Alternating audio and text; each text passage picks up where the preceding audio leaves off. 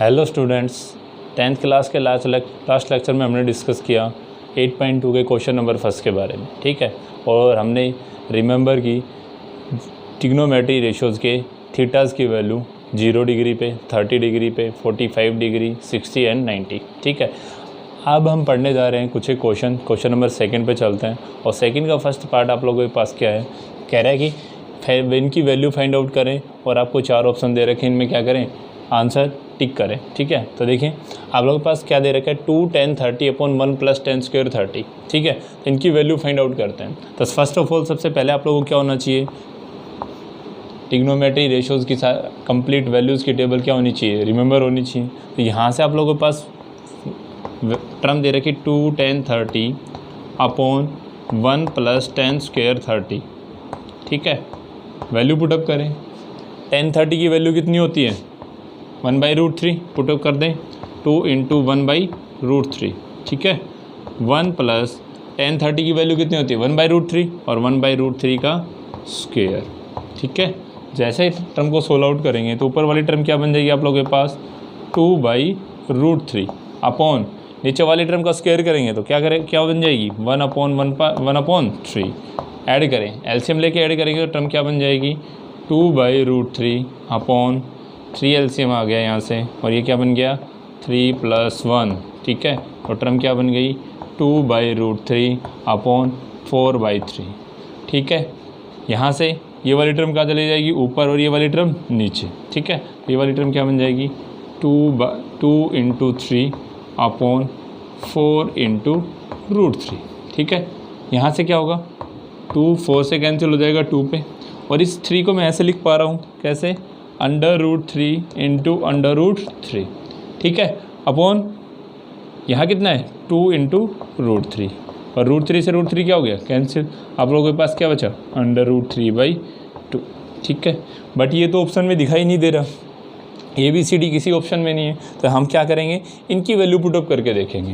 देखो sin 30 कितना होता है, 1/2। tan 60 कितना होता है, √3। cos 60 कितना होता है, 1/2। tan 60 कितना होता है, √3/2। तो आप लोगों की वैल्यू क्या ही है, √3/2। और ये किससे मैच हो रही है, ऑप्शन ए से। तो यहाँ से option A is correct answer. बात समझ में आ गई, ठीक है। इस तरीके से मल्टीपल चॉइस क्वेश्चन को सोल्व आउट करेंगे, ठीक है। सेकंड पार्ट देखें, सेकंड पार्ट पे चलते हैं। सेकंड पार्ट आप लोगों को पास दे रखा 1 - 10 स्क्वायर 45 अपॉन 1 + 10 स्क्वायर 45, ठीक है। इसकी वैल्यू फाइंड आउट करते हैं। तो कैसे करेंगे, सॉल्यूशन कर रहे हैं तो वैल्यू पता होनी चाहिए सबसे पहले आप लोगों को।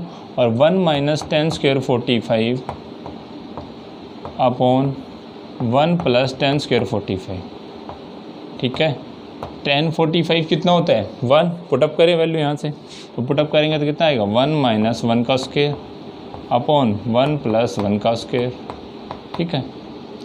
1 - 1 का स्क्वायर करेंगे कितना आएगा, 1 1 + 1 1 - 1 कितना हो गया, 0। 1 + 1 कितना हो गया, 2। और 0 को किसी टर्म से डिवाइड करेंगे तो आंसर क्या आएगा, 0। ये किससे मैच हो रहा है, ऑप्शन डी से। तो option D is correct answer. बात समझ में आ गई, ठीक है। इस तरीके से आप लोग क्वेश्चन को सोल्व आउट करें। नेक्स्ट पार्ट पे चलते हैं। नेक्स्ट पार्ट देखिए नेक्स्ट पार्ट देखिए आप लोगों के पास नेक्स्ट पार्ट क्या दे रखे हैं, sin 2a = 2 sin a is true when a, कह रहा है कि ये वाली value sin 2a = 2 sin a कब होगा, जब a की वैल्यू क्या होगी, ठीक है। ऑप्शन से क्लिक करेंगे क्वेश्चन को, ऑप्शन से वैल्यू पुटअप करेंगे और देखेंगे, ठीक है।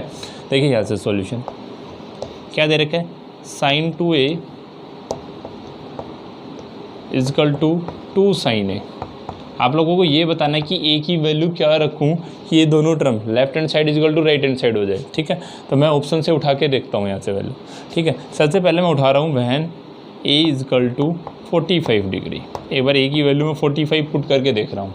जैसे इसमें मैंने 45 पुट किया तो ये वाली टर्म क्या बन जाएगी, sin 2 × 45 डिग्री = 2 × sin 45, ठीक है। अब देखें ये कितना हो गया, sin 90, और ये वाली टर्म कितनी हो जाएगी, 2 × sin 45 कितना होता है, 1/√2, ठीक है। sin 90 कितना होता है, 1, और ये कितना बन जाएगा, 2/√2। क्या ये दोनों इक्वल हैं क्या, नॉट इक्वल। आगे बात समझ में। तो जब मैंने a की वैल्यू 45 रखी तो ये मैच ही नहीं कर रहा, left hand side not equal to right hand side, ठीक है। इसलिए ये वाली टर्म तो होगी नहीं आप लोगों के पास। इसी तरीके से 60 पुट करेंगे, इसी तरीके से 30 पुट अप करेंगे। जैसे मैं ए की वैल्यू 0 पुट अप करता हूँ, when a equal to 0 put करता हूँ, ए की वैल्यू जैसे मैंने 0 पुट की यहाँ ए की जगह, तो ये टर्म क्या बनी आप लोगों के पास, sine 2 into 0 is equal to 2 sine 0, और साइन 0 कितना होता है 0, और ये वाली टर्म 2 को 0 से मल्टीप्लाई करेंगे कितना आएगा 0, ये वाली टर्म साइन 0, और ये 2 साइन 0 कितना होता है 0, और 0 किसी से मल्टीप्लाई करेंगे कितना है 0, साइन 0 कितना होता है 0, 0 is equal to 0, left hand side equal to right hand side. तो इस तरीके से आंसर आप लोगों के पास क्या है, थीटा ए की वैल्यू क्या होगी 0, तब ये लेफ्ट हैंड साइड किसके इक्वल होगी राइट हैंड साइड, तो A is the correct answer. बात समझ में आ गई, ठीक है।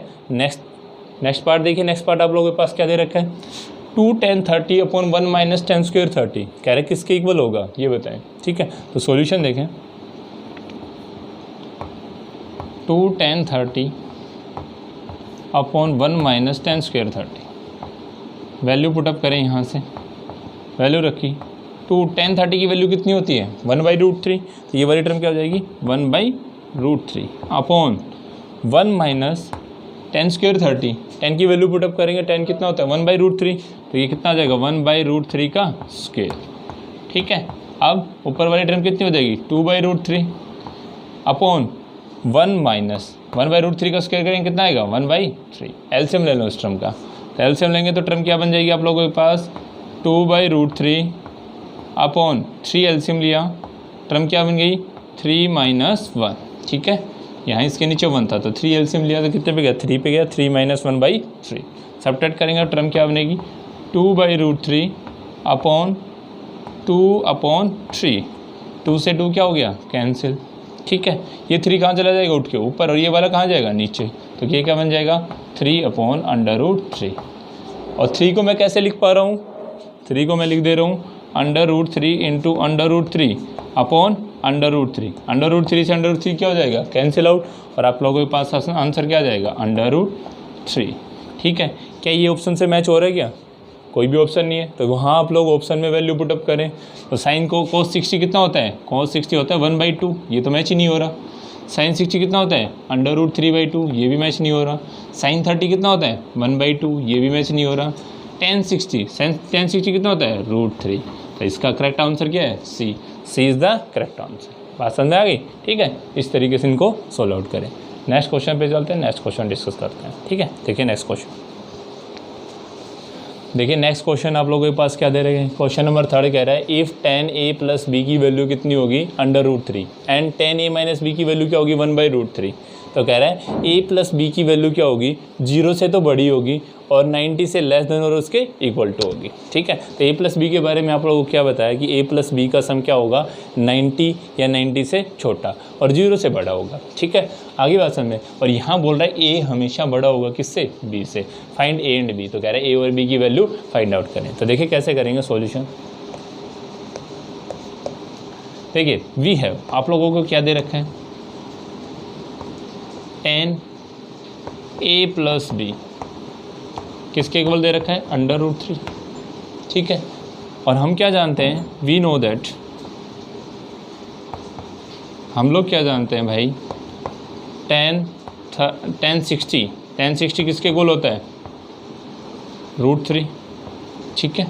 आगे बात में, तो tan 60 की जगह मैं क्या पुटअप कर सकता हूँ ना, सॉरी √3 की जगह क्या पुट कर दूँ tan 60, तो जैसे पुटअप करूँगा तो वैल्यू क्या बन जाएगी tan a + b equal to tan 60, ठीक है।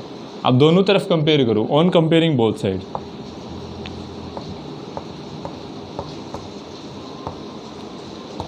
On comparing both side. जैसे बोथ साइड कंपेयर किया तो दोनों तरफ टी रेशियो सेम है, तो इसका मतलब एंगल भी सेम होना चाहिए तभी तो वैल्यू सेम होगी, तो इसका मतलब a + b किसके इक्वल होगा 60 के इक्वल होगा, ठीक है। इक्वेशन फर्स्ट, ठीक है। नाउ आप लोगों को एक टर्म और दे रखी है, वो क्या दे रखी है tan a - b, tan a - b किसके इक्वल दे रखा है 1/√3, और हम जानते क्या हैं we know that tan 30 equal to tan 30 कितना होता है 1/√3, तो tan 1/√3 की जगह क्या पुटअप कर दूं मैं tan 30, जैसे मैंने tan 30 रखा तो टर्म क्या बनी आप लोगों के पास tan a minus B is equal to ten 30। ठीक है, ऑन कंपेयरिंग बोथ साइड, दोनों साइड कंपेयर करेंगे, on comparing both side.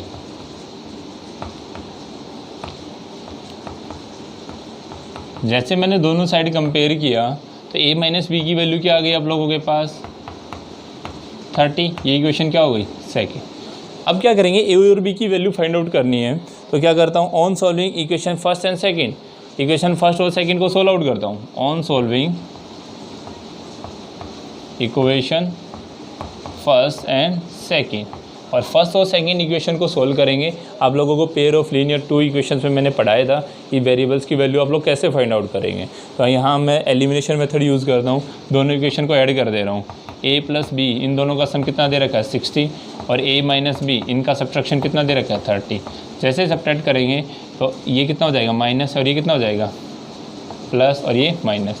a से माइनस a क्या हो जाएगा, कैंसिल आउट हो जाएगा। ठीक है, b कितना हो गया 2b, 60 में से 30 गया तो कितना बचा 30। ठीक है, हमें तो b की वैल्यू फाइंड आउट करनी है, तो 2 को मैं इस साइड भेज रहा हूँ, 2 इस तरफ मल्टीप्लाई में इधर जाके क्या हो जाएगा डिवाइड हो जाएगा। तो b इजकल टू कितना आ जाएगा आप लोगों के पास 30/2, कितना आ गया 15। ठीक है, अगर b की वैल्यू 15 है तो किसी एक इक्वेशन में वैल्यू पुटअप करिए, तो फर्स्ट में या सेकेंड में, तो लिखेंगे on putting value of b in equation first या second. On putting value of b in equation first. जैसे मैंने b की वैल्यू इक्वेशन फर्स्ट में पुटअप की तो आप लोगों के पास क्या आई वैल्यू, देखें मैंने b की वैल्यू सेकंड इक्वेशन में पुटअप करते हैं, फर्स्ट में कर रहे हैं, तो क्या आएगा a plus B is equal to कितना दे रखा है 60। b की वैल्यू पुटअप करें तो a plus 15 degree is equal to 60, तो a की वैल्यू निकालेंगे तो 15 को उधर भेजेंगे, तो इधर प्लस है तो उधर क्या हो जाएगा माइनस, तो कितना हो जाएगा 60 माइनस 15, तो a की वैल्यू कितनी आ गई आप लोगों के पास 45 डिग्री। ठीक है, तो यहाँ से a की वैल्यू कितनी आई 45 डिग्री और b की वैल्यू कितनी आई 15 डिग्री। आगे बात समझ, इस तरीके से आप लोग क्या करेंगे वैल्यूज़ फाइंड आउट करेंगे। ठीक है, नेक्स्ट क्वेश्चन पे चलते हैं, नेक्स्ट क्वेश्चन डिस्कस करते हैं। ठीक है, देखिए नेक्स्ट क्वेश्चन, देखिए नेक्स्ट क्वेश्चन आप लोगों के पास क्या दे रखा है, क्वेश्चन नंबर 4, और क्वेश्चन नंबर 4 से ट्रू फॉल्स का। ठीक है, आप लोगों को क्वेश्चन पढ़ना है अच्छे से, फिर उसको क्या कह रहा है कि ट्रू और फॉल्स बताएंगे, ट्रू है फॉल्स है, फिर क्वेश्चन आंसर को आप जस्टिफाई करें कि वो क्यों ट्रू है क्यों फॉल्स है। ठीक है, तो जस्टिफिकेशन देनी है आप लोगों को कि क्यों ट्रू है क्यों फॉल्स है। ठीक है, तो देखिए क्वेश्चन नंबर 4 का फर्स्ट पार्ट। तो फर्स्ट पार्ट में आप लोगों को क्या दे रखा है समझें। फर्स्ट पार्ट में पूछा गया है कि साइन a प्लस बी किसके इक्वल होता है, sine a plus sine B. क्या ये पॉसिबल है? तो देखते हैं, कोई वैल्यू पुटअप करके देखते हैं। मैंने क्या किया, अपनी तरफ से पुट a की वैल्यू मैंने क्या ली 0 डिग्री ले ली। ठीक है, और b की वैल्यू मैंने ले ली 90 डिग्री। ठीक है, और पुटअप की। जैसे मैंने यहाँ पुटअप किया लेफ्ट हैंड साइड में, तो लेफ्ट हैंड साइड आप लोगों के पास क्या आ गई, left hand side sine 0 plus 90, और 0 प्लस 90 कितना आएगा साइन 90। 0 में कुछ ऐड करेंगे तो वही की वही टर्म आ जाएगी ना, तो साइन 90 कितना होता है 1, तो ये टर्म क्या आ जाएगी 1। ठीक है, राइट हैंड साइड में जैसे पुटअप करता हूँ मैं वैल्यू RHS में, मैंने क्या पुट किया, RHS मेरे पास दे रखी है sine a plus sine b, तो a और b की वैल्यू पुटअप करता हूँ। तो a की वैल्यू तो आप लोगों ने क्या मानी है 0, और b की वैल्यू क्या मानी है 90। पुटअप करेंगे तो साइन 0 प्लस साइन 90। ठीक है, जैसे पुटअप करेंगे तो साइन 0 कितना होगा 0 प्लस साइन 90 कितना होगा 1, ये कितना हो गया 1 हो गया। तो इस पे तो ये क्या हो गया ठीक हो गया, करेक्ट आ रहा है।